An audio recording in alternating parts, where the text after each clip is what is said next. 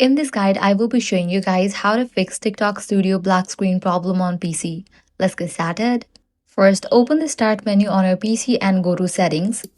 Now navigate to the option System. Under this, you're gonna find the option of Display. Click on that. Now scroll down and navigate to the option Graphics. Click on the option Add Desktop App. Now select the drive where your file is located, usually in the Programs file, inside the C drive. Once you find it, click on it. Now select TikTok Live Studio Launcher. Then click on the option Add. Once it has been added, it will appear in this page. Now what you have to do is click on the drop down for it. Now select the GPU performance, set it to high. Once done, close the settings and relaunch the TikTok Live Studio. Now click on Add Source, select Game Capture, click on Add. Then add your game and try capturing it.